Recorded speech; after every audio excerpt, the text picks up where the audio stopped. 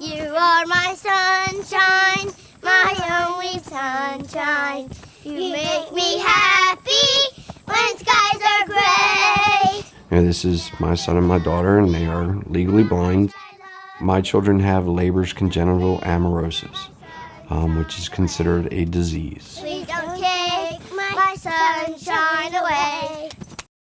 I think I'm the same, except I just can't see. This is Derek Day. He and his sister Meredith have been almost completely blind since birth. This is Louis McGee, diagnosed at age 5 with Stargardt disease. It is a disease that targets the back of your eye, the retina. There's a spot in the middle where you can't see, but you have pretty good peripheral vision, so you rely on that. So there's like a tunnel vision. Was it fun? These two families are among the millions affected by total or partial vision loss from one of more than a dozen retinal diseases. Facing a difficult diagnosis, Every father wants the best for their children. They want them to be the best. They want the best for them. They want them to have a better life than what we had. I got it when I was like 5. That wasn't a very good year for me, actually. We figured out that I had Stargardt, and I got bit by a dog that year. There was a time between when he was first diagnosed and when we got the second opinion in Iowa where we were told there is no hope and there is nothing, and that was those were probably the worst months of my life.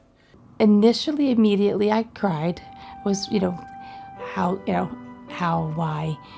But I truly didn't labor on that because the how and the why doesn't matter. It's just where do we go from here? I think for me as a parent and mother, it's the loss of control. Not knowing, being able to see what he sees or not see what he sees, I think it's frightening. When I was a child, I was afraid of the dark. And I still kind of am. And I think that's more because I have a son that's losing his vision. living with a level of blindness. I don't really forget. I mean, I know it in the back of my mind, but I don't really pay attention to it very much. I don't think about it a lot. I just like to think I'm just me. I want it to be as normal as possible. And I think when you know that he's potentially going to lose even more vision, there's this feeling as a parent that you want to show him everything now. The crib fell over. Sometimes I think they think vision is the abnormal and the lack of vision is normal. So I think that he thinks that he is the norm. And then when people can do extra things, it's amazing to him. Well, one of my dreams is, for my son to actually be able to drive a car. I never thought about Derek's not going to be able to drive. When we got to the stop sign, he presented the question to me, Mom, how are we going to make that sign braille so that I can drive? I have a lot of anxiety about safety and social acceptance as he gets older, and his coping. How will he cope? A young dad who just has a child with a sight issue, I guess my advice to them is don't be afraid. Respect what's been given to them, because they're going to learn a lot. Focusing on a cure.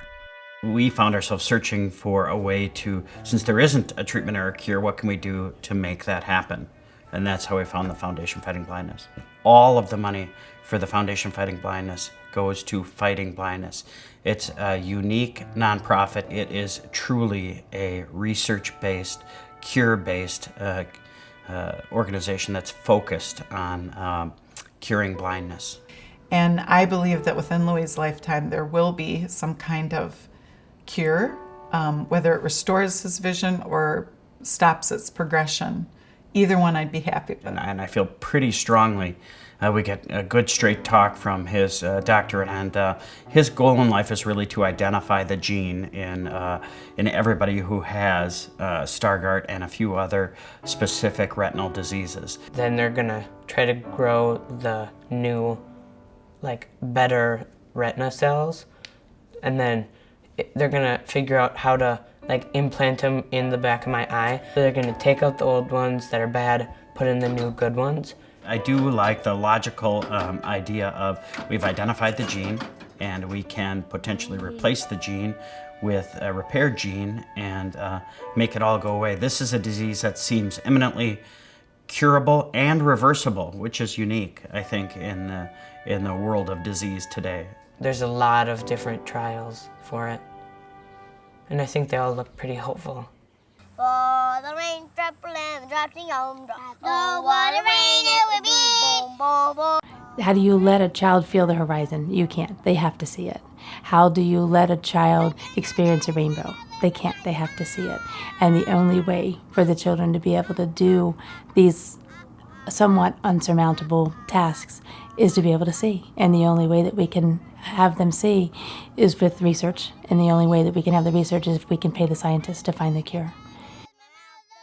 How often do you get a chance to cure blindness, for crying out loud? That's stuff we read about in the Bible, and it doesn't ever really happen. And here we're right on the edge of making that happen, and all it takes is open up your wallet and give a little money. For those individuals who don't have someone who with visual issues, what I'd say to them is, you're about to meet my kids. And